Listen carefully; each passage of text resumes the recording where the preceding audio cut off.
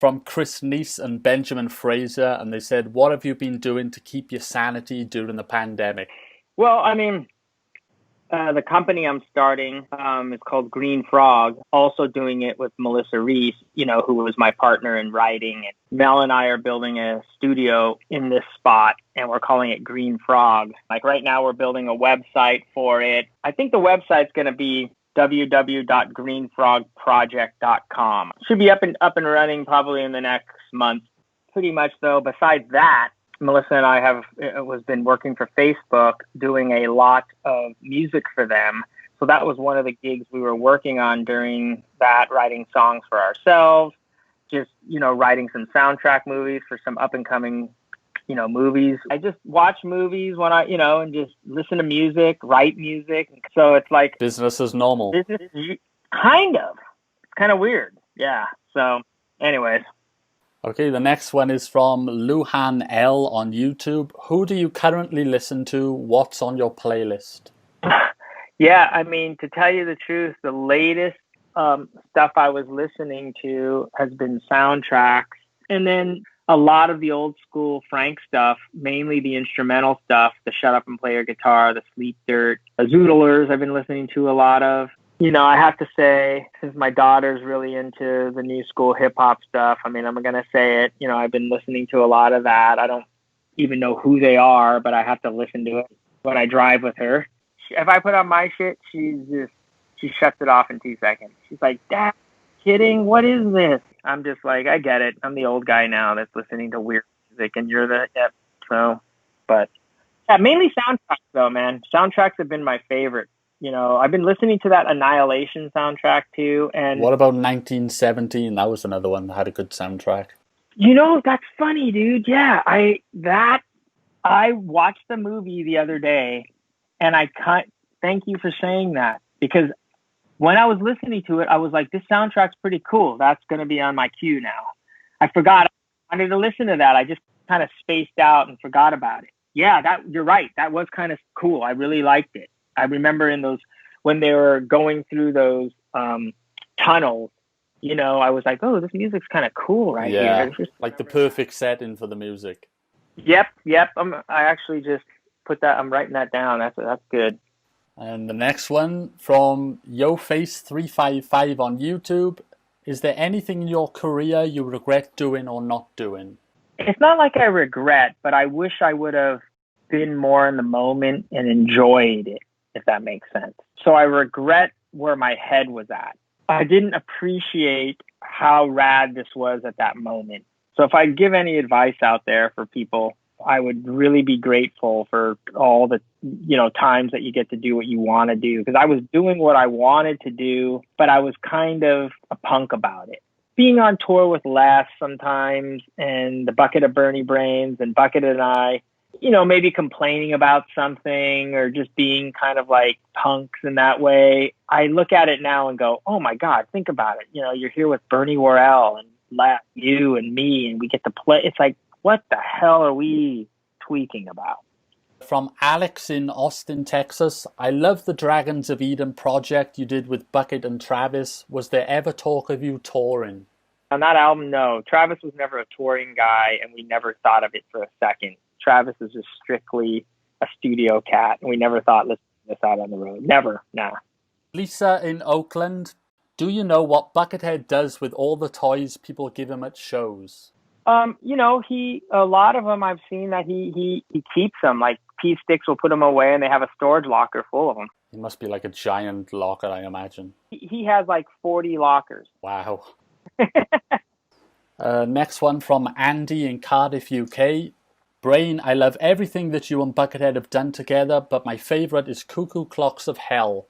Any memories of making that album? The ones that are like, the main ones, like the Cuckoo Clocks and the Bucket of Bernie Brains, the Giant Robot, all those ones. What I loved about making all those albums, they were special because we all wanted to be there doing it. It was our main thing. There was a concept behind it, a goal. We were there for the art of it. We weren't trying to make money at it. We weren't trying to do it. It wasn't a job. Some of the Primus albums, were kind of, we had to do with the Guns album. You know, it's like, this is our job. This is my job now. Okay, next one is from Laura Chevalier on Facebook. What is or was your ultimate goal as a musician? I think my ultimate goal as a musician, at first it started at I just wanted to be great at the instrument. And then it went to, okay, I want to make a living at this now. Oh, okay. To now, you know, I want to help people with it, whether it's older people or kids, anybody, just like, you know, helping them become a better, you know, musician in person. You know, I'm just starting to realize that that's my goal now, is to kind of pass along the knowledge and talent and what I've learned and done to help other people, you know. So, you know, we're definitely going to, in this Green Frog thing, start like a nonprofit and also do some teaching. And, you know, I might even do like, that's why I always wanted to reach out to Bucket. I thought it'd be fun to do like a once a month teaching jam session that's free, because everybody's charging for it. You know, we'll jam something and I'll talk about it. Or, I don't know. You know, I just want to give back. Next one from Rick in Edinburgh, Scotland. Hey Brain, I love the Pieces album you did with Buckethead. Who's the guy who raps on the song Bobafy, Crucify? Oh, it's an obscure question. Yeah, Jesus. Wait, who did that one? Wait a second, was that? Oh my God! Wait, what was his name? Wait, dude, this is throwing me. That's an insane question, man. I think that was an outtake of Islam Shabazz. That was this guy that we had met from Bill Laswell, and it was just Bucket and I doing Pieces.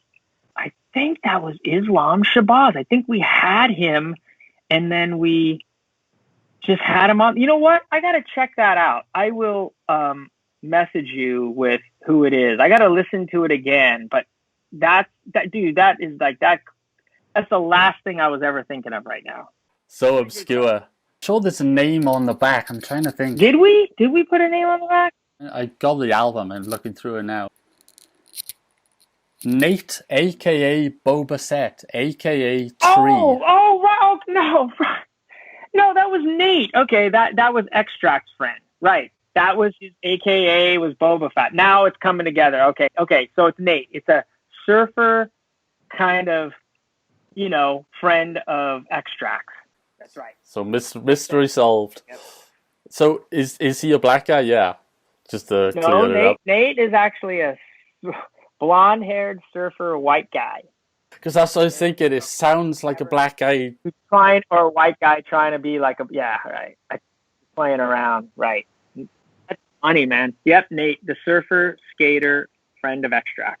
Go,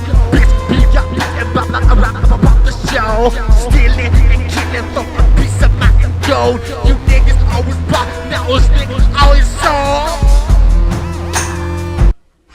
Hi Natternet, it's Afke. If you could ask him when that album is coming out of which he talked in your interview, because I have never been able to find it anywhere. So ask him that and tell him that I think he's cute and really nice and very good drummer. I kind of missed the beginning of it. She said the album? Yeah, the last time we spoke, I think you said you were working on an L Stew album. Oh, the L Stew. Yeah, no, that was the Mars Mechanic album. Sorry. Yes, it was with the L Stew people. Like Eddie Deff is on it, Extract, and Merv. And we were trying to get Bucket on it, but it never happened. That's the Mars Mechanic album. Yeah, sorry. Where was that released through? Is it a way to get that, or?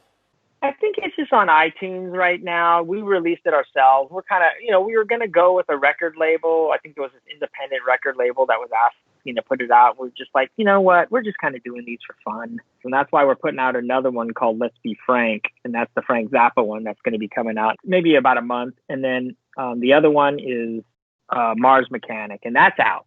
So sorry, the name wasn't L Stew. I should have more specific. It was the L Stew people. Right, I'll check it out. And speaking of L Stew, this is from Steve in Gainesville. Did you or Bucket ever have a falling out with DJ Disc? I read on a forum that he released albums with you and Buckethead on without your consent. Kinda. Mainly more Bucket because of because of that exact thing. Final question from Lee in Pasadena. When it's all said and done and the mothership comes to get you, how would you like to be remembered? That's a deep one to end on.